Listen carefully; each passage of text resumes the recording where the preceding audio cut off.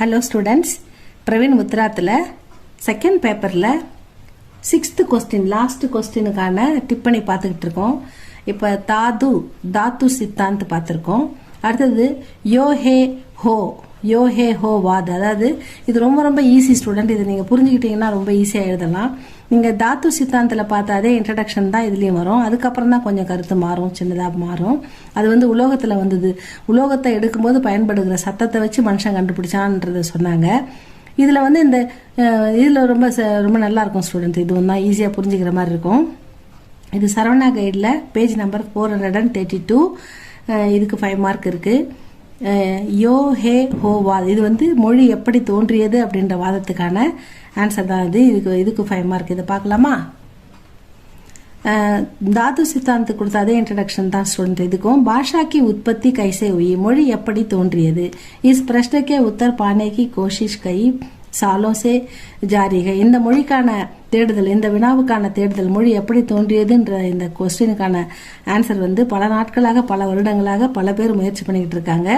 कई विद्वानों ने इस संबंध में अपने अपने विचार प्रकट किए हैं. நிறைய வித்வான்கள், நிறைய அறிஞர்கள் இது சம்பந்தமான தன்னுடைய கருத்துக்களை வெளியிட்டிருக்கிறாங்க. இஸ் வாதியா சித்தாந்துக்கே 2 மார்க்க யோக. இந்த சித்தாந்தத்தில் 2 மார்க்கத்தை கையாளுறாங்க. பிரத்யக்ஷ மார்க்கு, பரோட்ச மார்க்கு. நேரடி முறை, நேரடி வழிமுறை, மறைமுக வழி, 2 வழிமுறையை தான் பயன்படுத்துறாங்க. प्रत्यक्ष मार्ग में सीधे भाषा के जन्म की व्याख्या करने का प्रयत्न करते हैं. நேரடி வழிமுறை நேரடியாக இந்த வழியை விளக்க முயற்சிக்கிறது. இந்த வழிமுறையை எப்படி பாஷா தோன்றியது என்று நேரடியாக விளக்க முயற்சி செய்கிறது. பரோட்ச மார்க்கம், மறைமுக மார்க்கம் மறைமுக மார்க்கம், அதாவது பரோட்ச மார்க்கமே பாஷா கே பிராச்சீன் और वर्तमान रूपों की.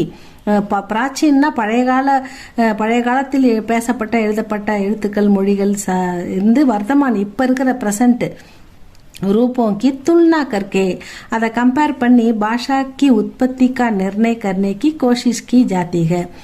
மொழி எப்படி தோன்றியிருக்கும் என்று விளக்க முயற்சி செய்கிறது. யோஹே ஹோ வாது பிரத்யக்ஷ மார்க்க. இந்த யோஹே ஹே இந்த மார்க்கம் என்னது, நமக்கு இந்த கோட்பாடு நேரடி அணுகுமுறையை விளக்குகிறது. நேரடி, அதாவது நேரடியாக பார்த்தாலே பிரத்யக்ஷ மார்க்க, அதுக்கு தான் இந்த நேரடி வழிமுறை மூலமாக விளக்க இது முயற்சிக்கிறது. அதுதான் யோ ஹே ஹோ வாது பிரத்யக்ஷ மார்க்கே பிரமுக சித்தாந்தமே ஏக்குக. இந்த நேரடியாக விளக்க முயன்ற ஒரு சித்தாந்தம்